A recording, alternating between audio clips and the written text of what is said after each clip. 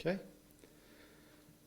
So between 6:30 a.m. and 7 a.m. yesterday morning, a woman was walking along the wetlands area at Munno Para when she was confronted by a male with a weapon who assaulted her and then directed her to a more secluded area of the wetlands and then sexually assaulted her. He then left the scene, and she remained at the scene for a short time and then sought help, where she received a medical treatment, and then police became involved. How did she seek help? What did she do exactly after? She went to a nearby premises, business premises. Do we know anything about this weapon? Yes, we do. She's described it as similar to a hammer. We're still trying to clarify exactly what sort of, what sort of weapon, but it's a hammer-like type object. The size? Or? Like a hammer, the size of a hammer. Okay. Yep. Probably more like a mallet, but we're still trying to clarify that, so it's a bit unclear, but I suppose we're describing it as a hammer-like object. And what was she doing? Was she out exercising, or was she going? She was just going for a walk. Should people in the area be worried to go for a walk? I think that it's like anywhere. I mean, in this day and age, unfortunately there are people that are inclined to commit these sort of offences. So you have to just be aware of your surroundings. This person, in my view, there was some level of planning. You know, he's carrying a weapon.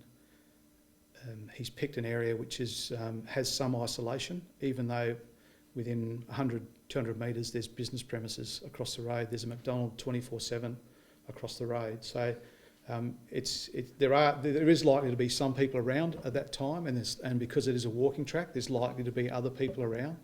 So, but there was a little bit of planning involved, I think.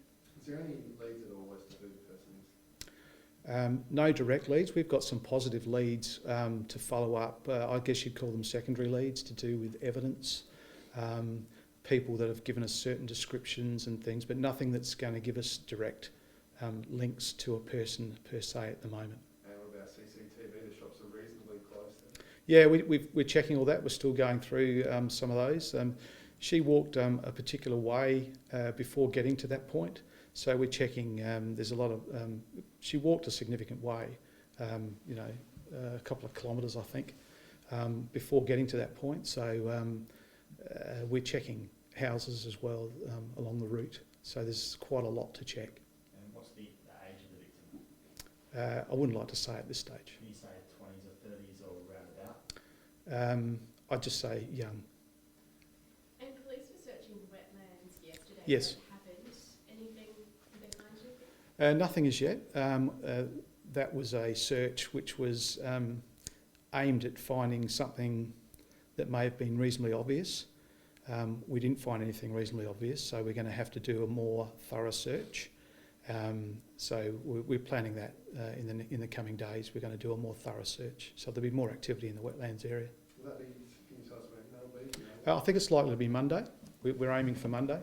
So we're looking at having SES involved for ground search, and water operations are going to have to do some diving as opposed to what they did yesterday, which was just walking through the water. Do you believe the offender might be someone local?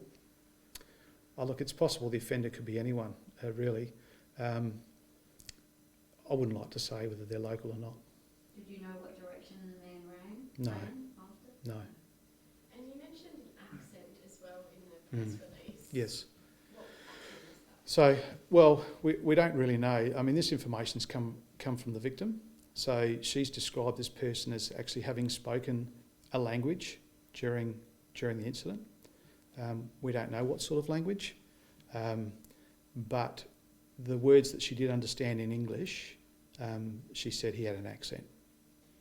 So I haven't got any more than that, I'm afraid. She's the statement from the victim's only been taken today, and I haven't had access to that as yet. So we've got sufficient detail to be able to provide that to the public from the safety perspective. But we're getting more detail today. I mean, we put a lot of demands actually on victims, people that have suffered this trauma, and then we ask all this information and we make them go through examinations and that to try and help us with evidence. So we don't like to push victims too hard. So we want to consider their welfare, and so that's why a statement's being taken today to allow her to have some time to rest overnight, and then we start again today and get a more detailed statement. Is there any forensic evidence at the scene, anything about the harm? Yes, there is forensic evidence. So we're hopeful that we might get something from that. And how is the victim doing now? The victim is coping and is doing a great job in helping police, because you can imagine suffering a trauma like this, particularly where it involves an act of violence and it's in a public place. It's somewhat unexpected. You don't expect this to happen in a public place. So when you consider all those factors, she's doing really well for us. But we're providing her support services because we know that down the track, there may be more things she has to cope with. In terms of physical injuries, I understand she went to hospital. Yes. That he's been released now and Yes. is okay. Because I understand she got hit with the hammer on the head. Yes. So she was struck to the back of the head with the weapon. It caused a laceration to the rear of her head and caused some bleeding. So she was treated for that. For people who might be sort of jogging in the area or perhaps have their own concerns, are there things that they can do to make sure they're not sort of easy targets? Yes. I mean, one thing would be to consider not being by themselves, is to be with someone else. You can't really run your life, you can't run your life thinking that the worst is always going to happen, I think. But there are things you can do, and as I say, is picking your times, picking your locations as well. Some of those locations are quite isolated. If you're by yourself and it's reasonably dark and you're walking through parklands and things like that, you need to be aware of what's around you.